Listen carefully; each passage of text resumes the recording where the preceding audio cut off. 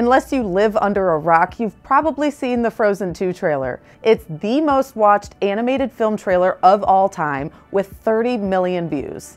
And if you're like me, the new footage got you super hyped, and I need the movie in my eyes like now. Even though there was zero dialogue in the 2-minute teaser, I got some pretty intense vibes and detected a pretty different tone than the first film. I'm going to dive into everything we know about the film so far, but first, subscribe.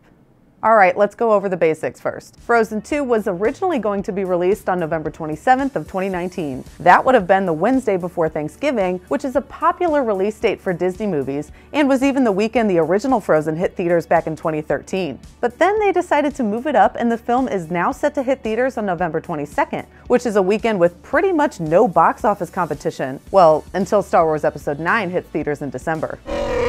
We still don't have an official rating for the film, but the studio's more recent movies have all been rated PG, rather than the traditional G.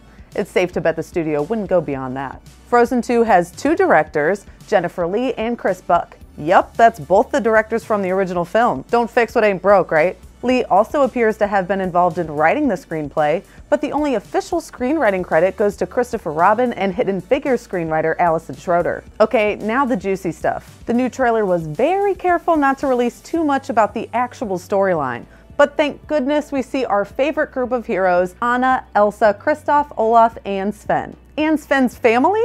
Or friends? Like I said, this trailer didn't exactly confirm a whole bunch of plot details. They're all going on some sort of journey together, but we have no idea where. And then, see these freaky floating crystal things? Yeah, why? Well, Anna doesn't look too happy about them. Yeah, why? Well, they're also in the first poster. Yeah, why? I don't know exactly, but obviously they're important. Josh Gad teased on social media that the poster reveals some clues about the movie. It spurred a lot of speculation that the symbols have to do with the 4 seasons, and that each season has its own characters with magic, just like Elsa with winter. That would be amazing. We do see some leaves in the trailer, and we know Olaf is looking forward to summer! We see one of the symbols in this shot, and the crystals are surrounding a distressed-looking Anna. What are you up to, Disney? Director Chris Buck said we'll see more of Elsa enjoying her freedom, and Josh Gad said he would like to see Olaf grow up a little bit, since he's basically a child in the first film. That'd be cool, but I really hope they don't change too much of Olaf.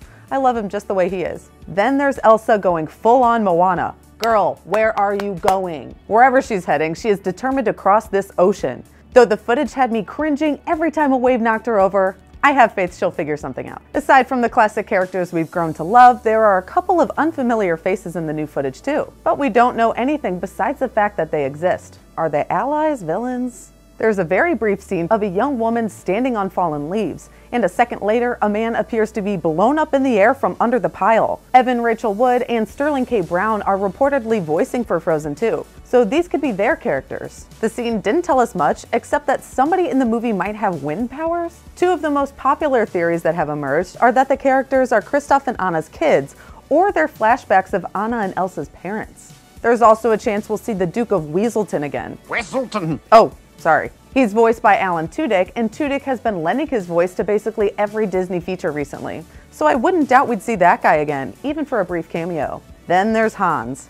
We saw him for a second at the end of Frozen Fever, so maybe he will play a part in the sequel? If not, I would not miss him. Okay, what did I miss? You got any scoops you want to let me know about? Are you just as pumped for the film as I am? Go ahead and blow up the comments, and while you're down there, don't forget to hit the subscribe button to stay up to date on all the important movie stuff.